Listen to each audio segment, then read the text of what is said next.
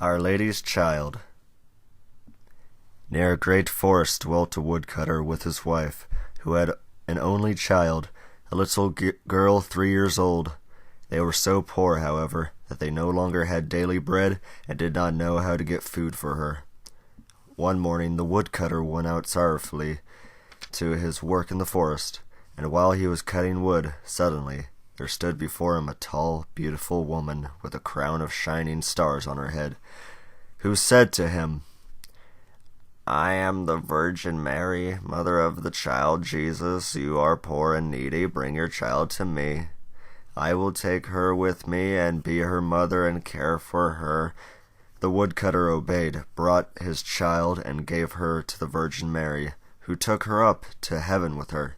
There the child fared well, ate sugar cakes, and drank sweet milk, and her clothes were of gold, and the little angels played with her.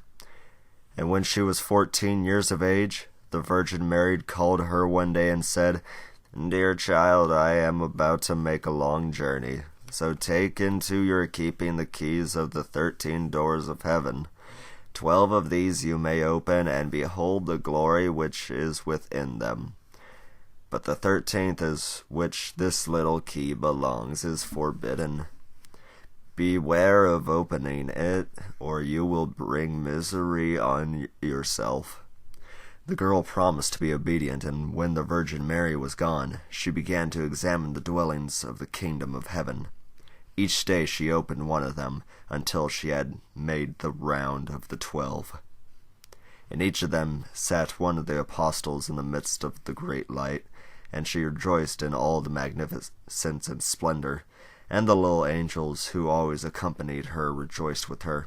Then the forbidden door alone remained, and she felt a great desire to know what could be hidden behind it, and said to the angels, "I will not quite open it, and I will not go inside it, but I will unlock it so that we can just see a little through the opening." "Oh, no," said the little angels, "that would be a sin.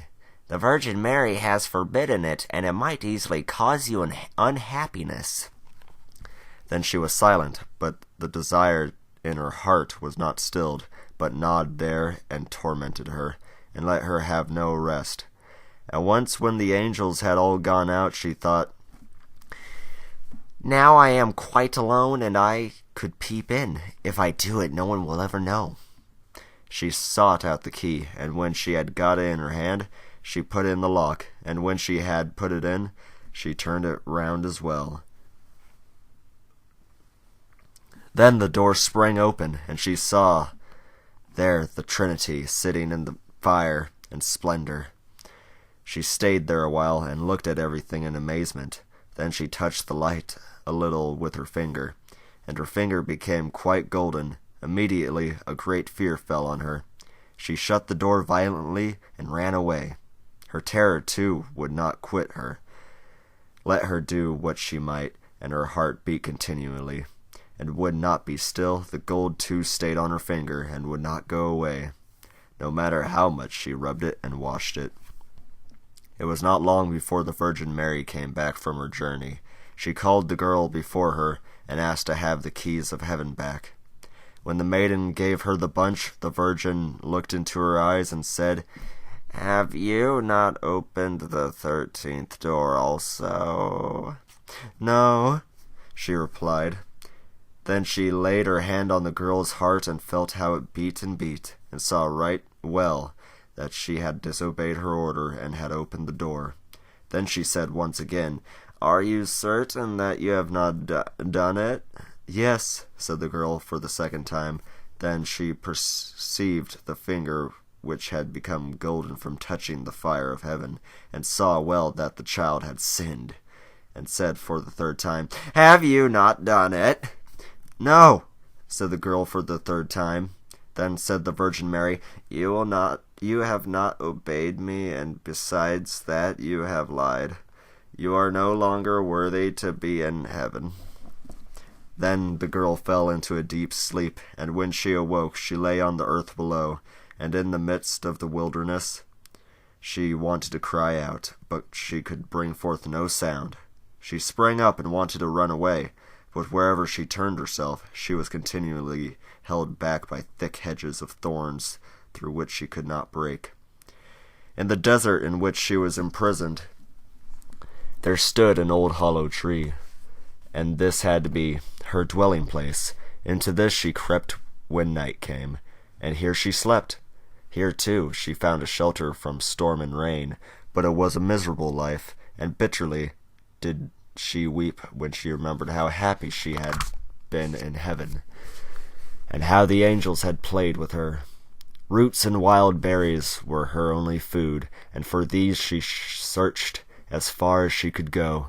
In the autumn she picked up the fallen nuts and leaves, and carried them into the hole.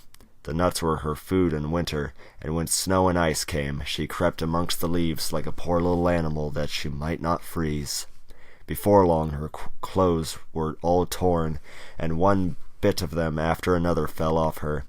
As soon, however, as the sun shone warm again, she went out and sat in front of the tree, and her long hair covered her on all sides like a mantle. Thus she sat year after year, and felt the pain and the misery of the world. One day, when the trees were once more clothed in fresh green, the king of the country was hunting in the forest, and followed a deer, and it had been fled into the thicket which shut in this part of the forest. He got off his horse, tore the bushes asunder, and cut himself a path with his sword. When he had at last forced his way through, he saw a wonderfully beautiful maiden sitting under the tree, and she sat there and was entirely covered with her golden hair down to her very feet. He stood still and looked at her full of surprise, and he spoke to her and said, "Who are you? Why are you sitting here in the wilderness?"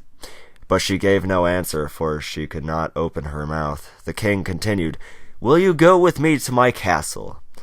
Then she just nodded her head a little. The king took her in his arms, carried her to his horse, and rode home with her. And when he reached the royal castle, he caused her to be dressed in beautiful garments, and gave her all things in abundance. Although she could not speak, she was still so beautiful and charming that he began to love her with all his heart. And it was not long before he married her. After a year or so had passed, the queen brought a son into the world. Thereupon the Virgin Mary appeared to her in the night, when she lay in her bed alone, and said,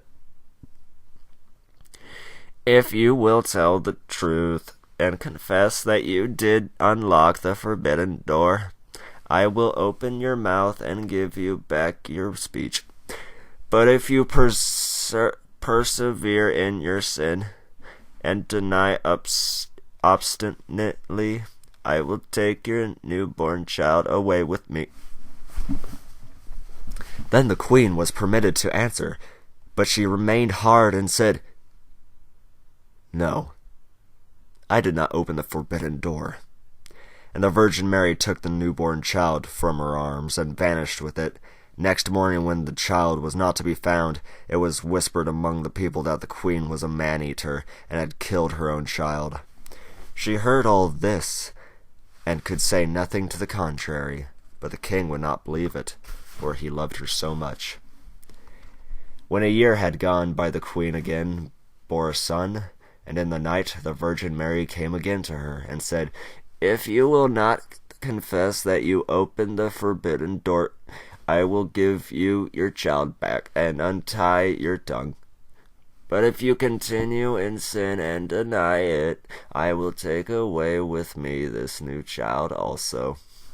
Then the queen said again, "No, I did not open the forbidden door." And the Virgin took the child out of her arms and away with her to heaven.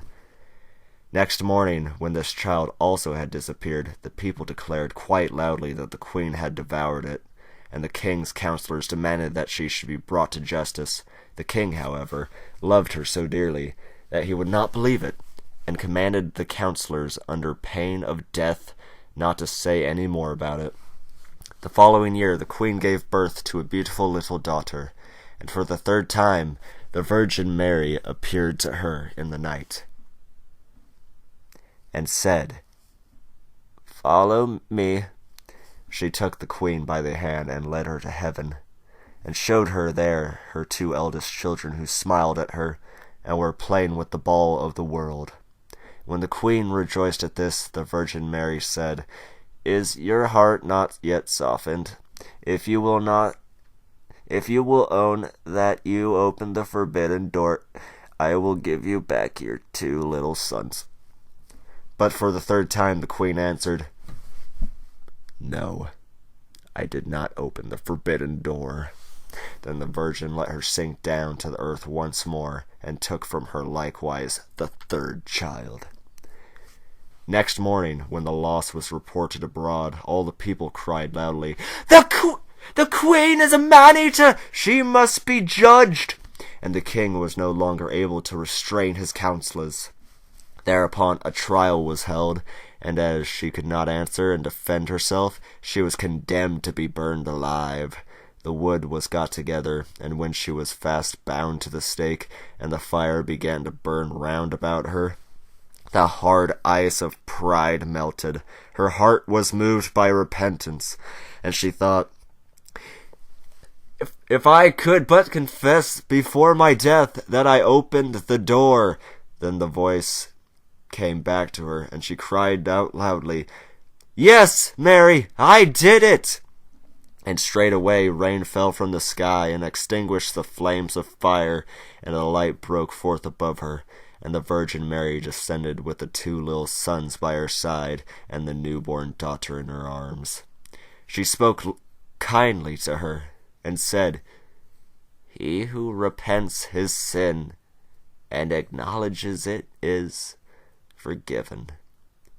Then she gave her the 3rd child, untied her tongue, and granted her happiness for her whole life.